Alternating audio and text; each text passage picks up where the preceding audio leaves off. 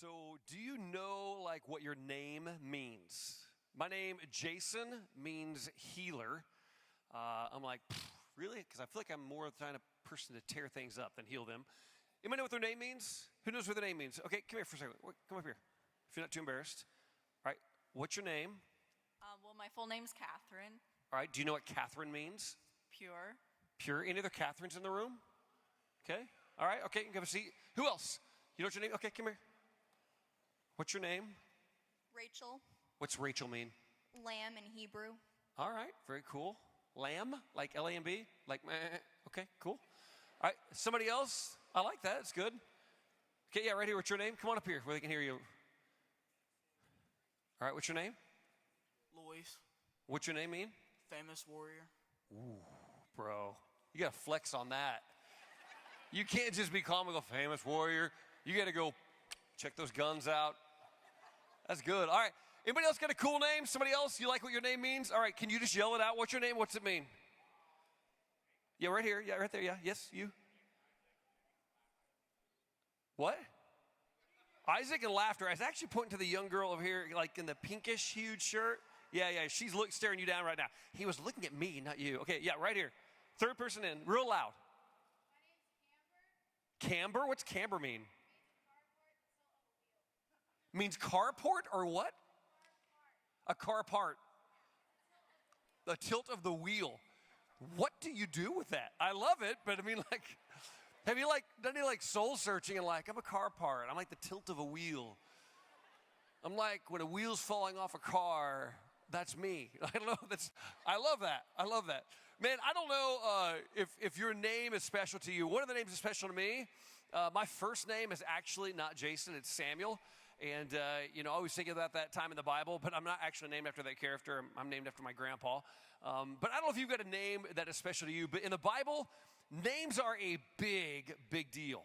Names mean something. And the character that Brad was just introducing us to, that we're going to talk about all week, is a guy named Elijah. Here's the deal.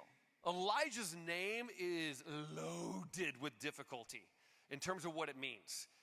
His name means, my God is the Lord. Now, you got to think about that, all right?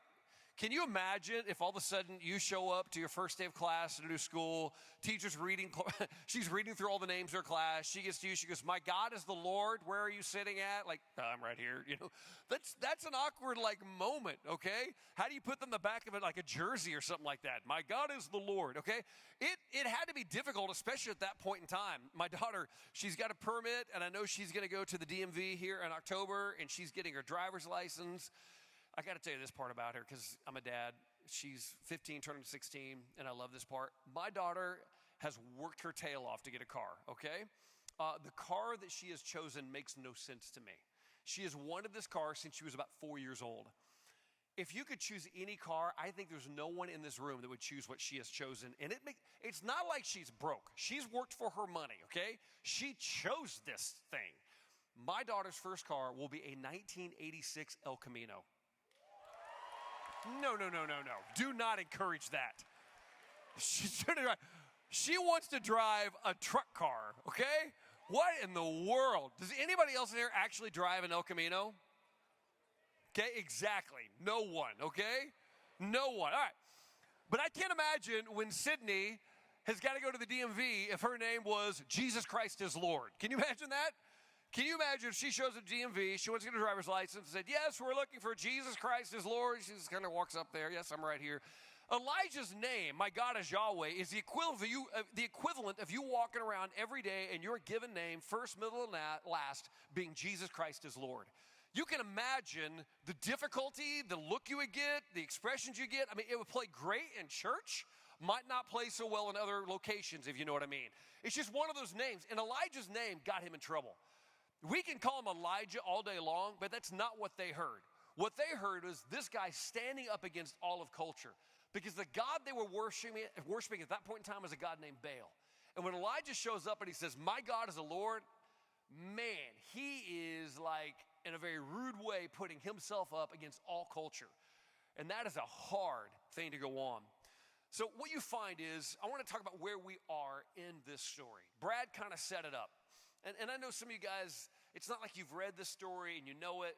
don't sweat it. We're going to bring you up to speed. But let me just give you kind of the shortened version of what's going down right now. God has this group of people that he's led. He wants to give them this amazing land. And it's spectacular. And they start off doing really, really well. And then they begin to drift, man. It's not like they've forgotten God. They're just starting to forget. In fact, in some ways, it's gotten worse where they just don't really even care. And they're worshiping all these other gods, all these false gods. They've got all these idols set up, and they're bowing down to those, and they're paying attention. And God's like, whoa, what in the world? I set you free. Remember that guy in Egypt that had you as slaves? I set you free from that. I brought you, who are you bowing down to? Why are you worshiping these gods? And man, God's people begin to drift. And it's not like they didn't know who God was. They just didn't think about him much anymore. He had just become a part of their mind that, yeah, they knew he was a part of their history and a part of their story, but they were drifting. And again, it's not like they had totally forgot, but man, they were starting to forget. And that's where we pick up in this story. But honestly, I think it might be we pick up in some of our story here. I'd imagine for some of us in this room, there was a time where we were really walking with God, and we started getting really attached to things in culture, and things were going on, and we got busy, and we just got distracted. And it's not that we forgot God, but we just kind of found ourselves in a place where we're starting to forget.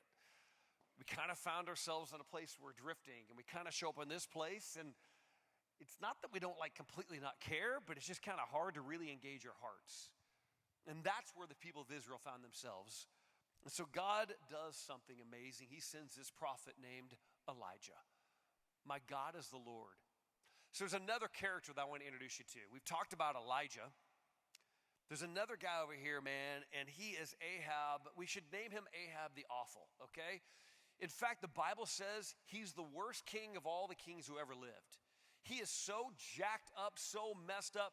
I don't know if you've ever known a political leader that's so screwed up, so immoral, so wretched, so horrible of a human being, you can't even stand him. That is Ahab. Ahab is the guy that no one likes. Ahab is the guy that literally, they're at the point where they're doing child sacrifices. There's all kinds of messed up things that are going on. I mean, Ahab, he's the king of God's people, leading his people completely away from God. Okay, he's the king that's supposed to lead people to God, and instead he's leading them away. He is Ahab the Awful. And his wife is just, she's even worse. Her name is Jezebel. Do any girls in the room named Jezebel? Exactly, okay? It's like the band name for all time. Nobody names their kid Jezebel. She is just a wicked, wicked woman. If your middle name's Jezebel, I'm sorry, okay? You can change it at the courthouse if you need to. She's just a wicked, evil woman, man. Jezebel is as bad as it gets. And so you've got Jezebel and her husband, the king, leading God's people away, and then Elijah shows up and he says, let's get it on, man. He says, I'm here and I'm gonna put this place back right. It's kind of like God's people, kind of like us, had gotten completely off track. You know, picture a train track running and it's just barreling down. And then all of a sudden somebody realizes, man, this thing is going the wrong way. If we don't get it off this track and on another track, it's gonna collide. There's gonna be destruction. Some of you have ever seen it on YouTube or maybe you've watched a show where they switch the tracks. That's what Elijah's come to do. That God's people are on the wrong track, following Ahab, following Jezebel, following all these gods where they're literally sacrificing children to this god named Baal. It's completely messed up. And Elijah shows up on that day and he says, man, I got to pull the switch right now. I got to pull the lever. And I've got to switch the tracks for all of Israel, because if they keep going this way, they're going to run right into destruction. I think this week, some of us might find ourselves in that same place. Not all of us, but there's a few of you in this room that you know straight up, man, if you keep going the way you're going, I always like to say this, that whatever you begin to tolerate, you eventually come to accept. Whatever you begin to tolerate, you eventually come to accept. And we kind of get to this point where we've tolerated some things in our life that we know what it looks like at 15, 16, 17, 18, and things that you started doing just a little bit, and it wasn't a full-fledged habit, has now become a big part of your life, and you're really getting into it, and you kind of wonder if I went from there to here in just a few months or a few years, what's going to happen when I go from here to like 20, 25, 30? Like, if I don't get on the right track, what's going to happen to me? So the prophet shows up in Israel and says, we need to change tracks. And I think this week, Jesus is going to show up for some of you and say, man, we need to change tracks. Where you're headed is bad for you. Where you're headed is destruction. For some of you, you show up this week and you're on the right track, and that is fantastic. I love that. I love to hear that. That's honestly probably where my daughter would be, to be perfectly honest with you. You know, you're on the right track and you're doing some really good things and God's moving in your life, but I want to encourage you this week to say, God, how do I continue?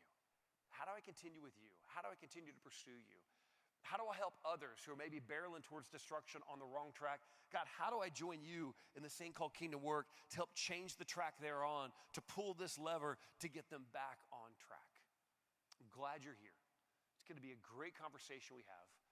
We're going to talk about Elijah. We're going to talk about you. We're going to talk about us and how God can shape and shift all of our lives so we live something good to be continued. I want to introduce you right now to a friend named Katie. You're going to hear from all week. And she's going to share a little bit of her story and how God got her on track.